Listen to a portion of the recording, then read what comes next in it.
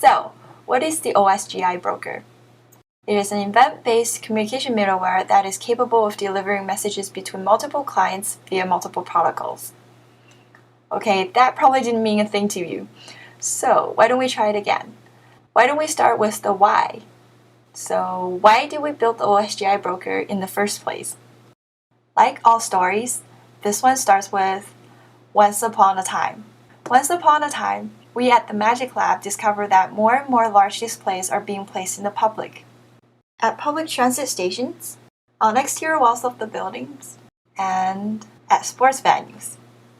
Then we thought, it would be great if we can figure out how people interact with these large displays with their mobile devices. Our research focused on what kind of applications can we make, what is the interaction model, and how we can make it easier for people to participate in these interactions. For research purposes, we've developed many applications that has the interaction component between the large screen client and the mobile device client. We then discovered that our solutions don't really scale. Not only that we were writing the interaction part of the code over and over again, but also it gets really troublesome when there's a lot of phones trying to talk to a lot of large screens. Decoupling the two and adding a middleware broker could make our lives a lot easier. We started looking for an event-based subscribing and publishing system among existing solutions. However, they're either too complicated to configure for our easy use case, or they don't contain enough functionalities or are not flexible enough. In the end, we decided to build our own broker, and it solved all of our problems. Now, I think you have a better understanding of the OSGiBroker. Let's take a look at how it works.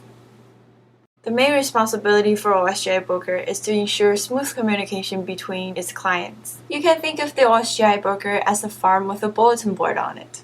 We call this bulletin board a topic.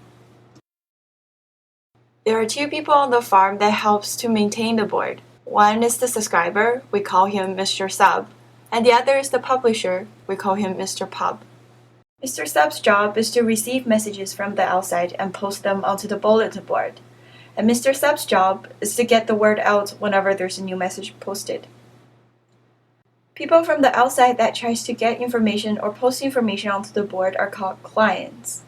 In our case, these will normally be our cell phone clients or our large screen clients, but they can be anything else.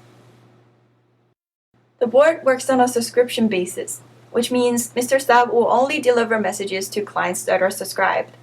When a client wants to be subscribed, he will have to walk to Mr. Sub and tell him so. Mr. Sub will then put him on a list right beside the bulletin board. When there's a new message posted on the board, Mr. Sub will check the subscription list and deliver to those clients who are subscribed. When a client tries to post a message on the board, he'll take the message to Mr. Pub. Mr. Pub will pin this message on the bulletin board and tells Mr. Sub about it. Mr. Sub will then check the subscription list on the wall and then deliver the message to the correct clients.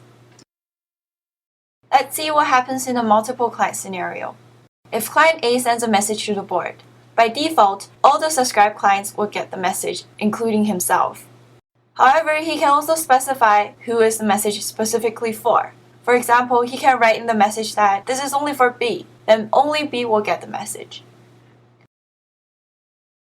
Likewise, he can also specify who he doesn't like. For example, he can say, I don't like D, I don't want him to see this message. Then D won't get the message, but everybody else will. In reality, the OSGiBroker actually have more than one topic. Hence, there are multiple bulletin boards on the farm. When a client tries to send a message, he has to specify which bulletin board this message is going to. The publisher then takes the message and posts it onto the correct bulletin board. After that, the subscriber will take the message and deliver it to everybody on the subscription list for that topic. In reality, there's more than one Mr. Pub and there's more than one Mr. Sub. Each of them represents a different protocol. For example, the Mr. Sub for HTTP will only deliver messages to HTTP clients.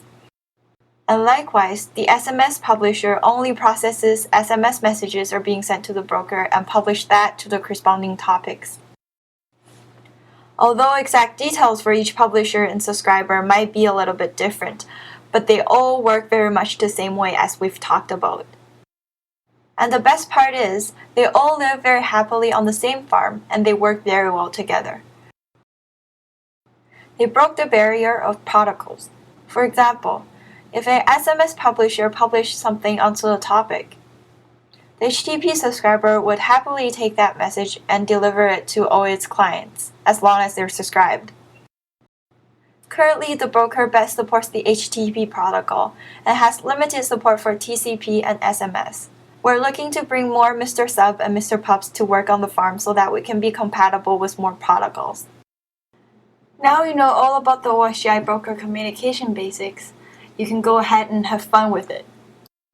You can also learn more advanced features from the next video or refer to our online documentation. If you have any questions, please do not hesitate to ask us. Thanks for watching. Have fun.